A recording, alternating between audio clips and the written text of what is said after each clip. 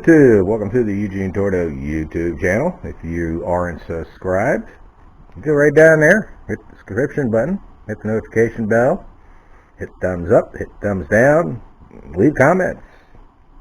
Hell, you don't even have to subscribe at all. Either way, welcome to the channel. And I am continuing some more work on the C4. Anyone who hasn't been following my channel, I'll try and leave links up here. And today I am removing the fender wells, the inner fender wells,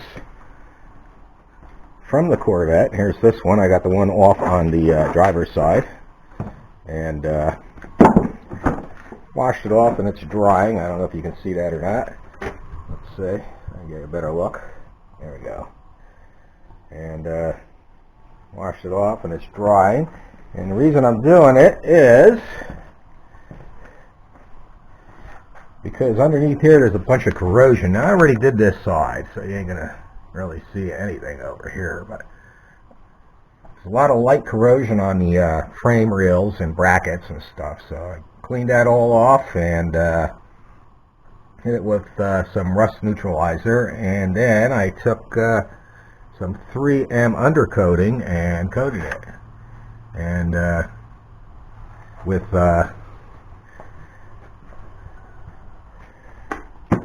professional grade rubberized undercoating. It's corrosion, water, and salt spray resistant, used on vehicle underbodies, wheel wells, fenders, quarter panels, and more. And the reason mostly the reason I'm doing it is because it has sound deadening properties, and helps deaden the sound, and especially when you spray underneath the wheel wells there. So basically what I need to do is remove the other side, and let me get the light and go over there.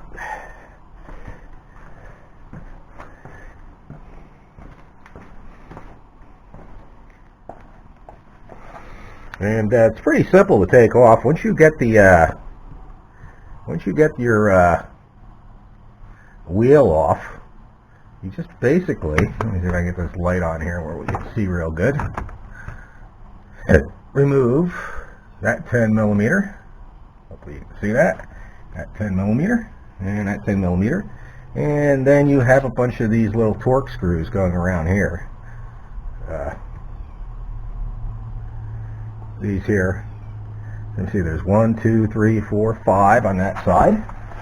And then you have 1, 2, say 1, 2, 3, 4 on that side. And this one's a different size, if you can see that. Let me see if I can get this light there better.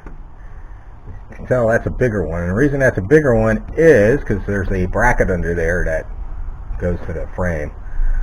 In fact, they're so corroded, I'm going to just probably take them completely off and wire wheel them really good and give them a hit with some chassis black. One thing you do want to do when you spray that undercoating is make sure you mask off areas that you don't want sprayed, and cover them up, because this stuff just like goes everywhere. And also make sure you're well ventilated, because it stinks to high heaven. Yeah. And you don't have to really worry about runs or anything like that. You don't want it dripping off on top of everything, but I mean, it's going to get covered up with the once you put the wheel well liner back in, so you don't have to worry that much. But take care of any corrosion while you're under there, and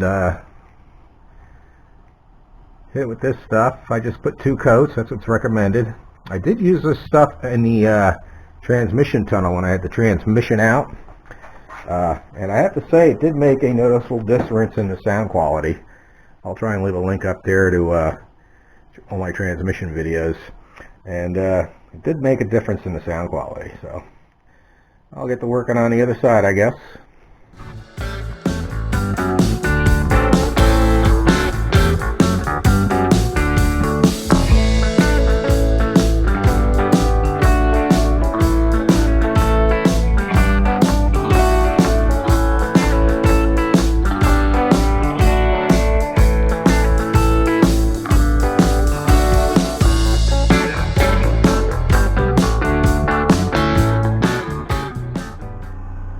Okay, now that I got that cleaned off, you can see that corrosion better that I was talking about. Like, once I blew it up with the hose and all the stuff, you can see how it's a lot of corrosion on there. And that's the reason I'm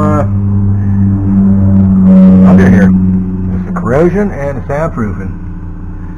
So, what I'm going to do now is I'll take some purple power or some type of degreaser. I'll hose it all down, let it soak for a little bit, and